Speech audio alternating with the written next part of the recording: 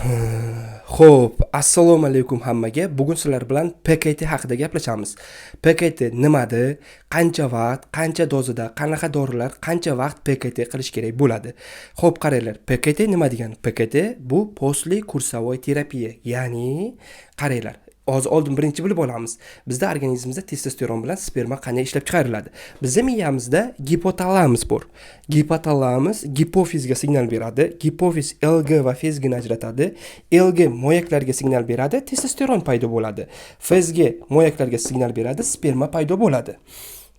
Endi biz kurs boshlagan paytimizda nima bo'ladi? Qaranglar.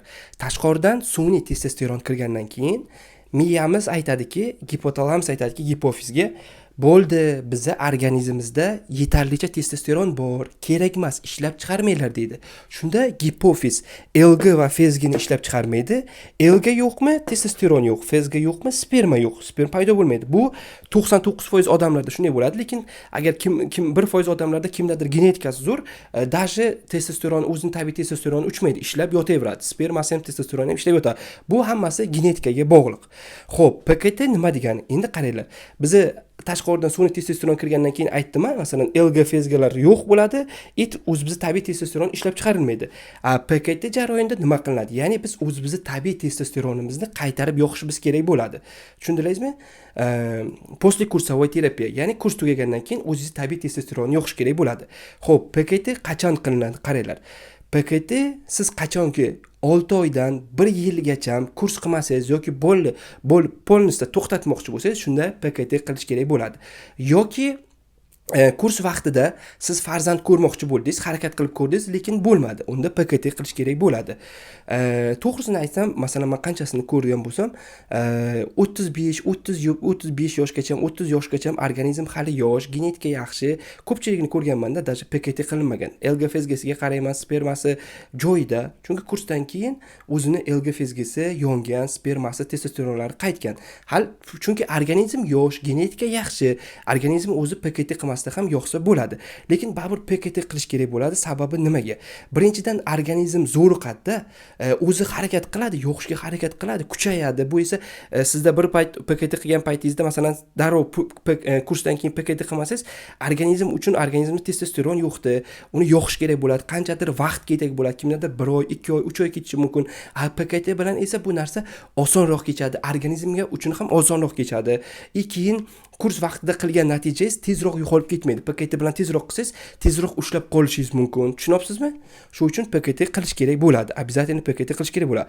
Endi hozir qanaqa dorilar, qanaqa dozada qancha vaqt ishlatish kerak haqida gaplashamiz. Xo'p, qaranglar. Endi qanaqa dorilar, qancha dozirovkadan qancha vaqt PKT qilish kerak bo'ladi. Xo'p, qaranglar.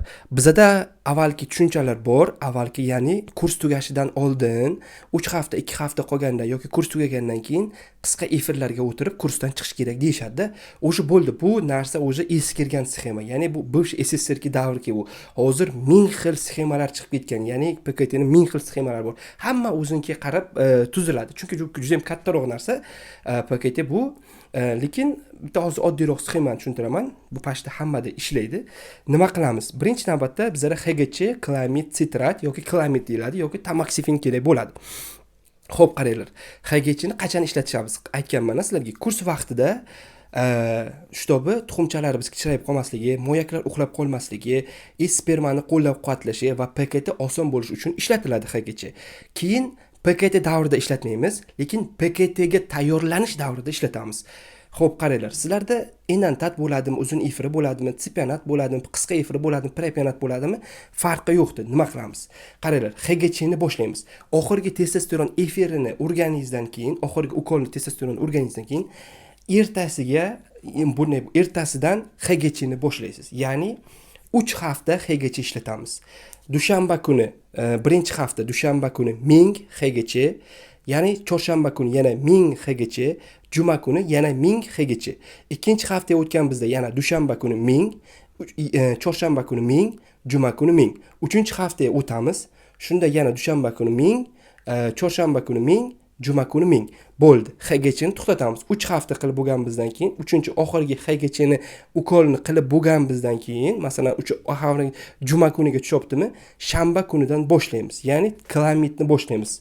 Klamidni ham e, klamid sitrat deyiladi yoki klamid deyiladi. Klamid sitrat yoki klamid deyiladi. Klamidni qanday boshlaymiz? Birinchi 5 kuni, masalan, o'sha oxirgi xgchni urilgandan keyin klamidni boshlaymiz. Birinchi 5 kuni 100 mg dan qabul qilamiz klamidni. Ovqat paytida yoki ovqatdan keyin xohlasangiz uni har xil dozirovkalar bor. Masalan, 25 ligi, 50 ligi, 100 ligi bor. Iloji bo'lsa 25 mg-ligidan olishga harakat qilinglar, chunki u osonroq bo'ladi. Masalan, 100 mg dan olsangiz, uni 3 ga, 4 ga bo'lish qiyinroq bo'ladi.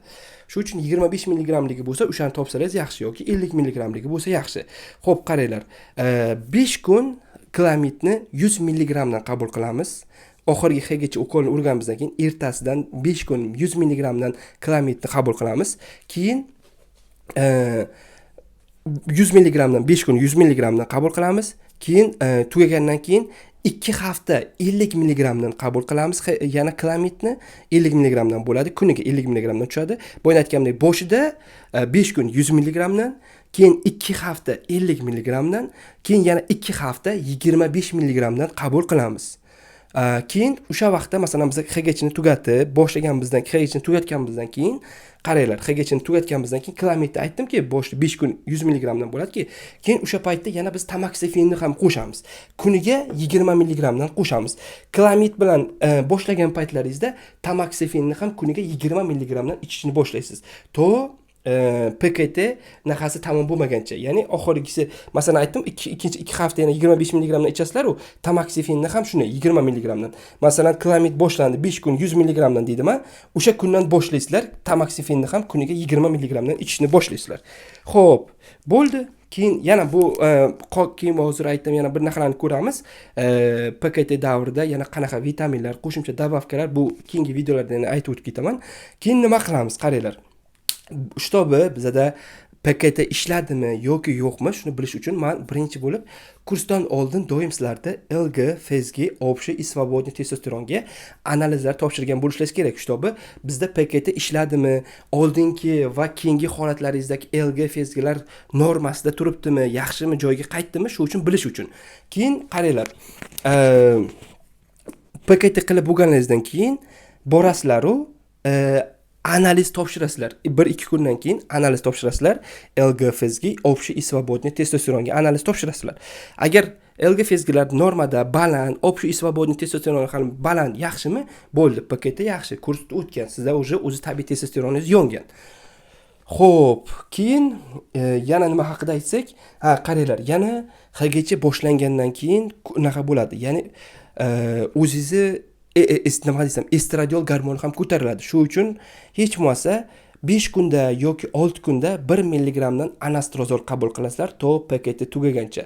Agar prolaktin ko'tarilayotgan bo'lsa, hech bo'lmasa 15 kunda yoki 10 kunda 0,25 mg dan prolaktin, kabirgalin qabul qilish kerak bo'ladi. Shtobi prolaktin daraja o'sib ketmasligi uchun. Lekin PKT davrida tochni nima desam, estradiol ko'tariladi. Shu uchun hech bo'lmasa 5 kunda yoki 4 kunda yoki 6 kunda 1 mg dan anastrozol qabul qilasizlar. Mana shu bo'ldi. Agar tushunmagan joylaringiz bo'lsa, yana kommentariyada yozib qoldirsangiz, men tushuntirib o'tib ketaman. Agar bitta videoga bir dona like bosib, Telegram va YouTube kanallarimizga obuna bo'lib qo'ying. Bunaqa ma'lumotlarni baribir sizga hech kim bermaydi.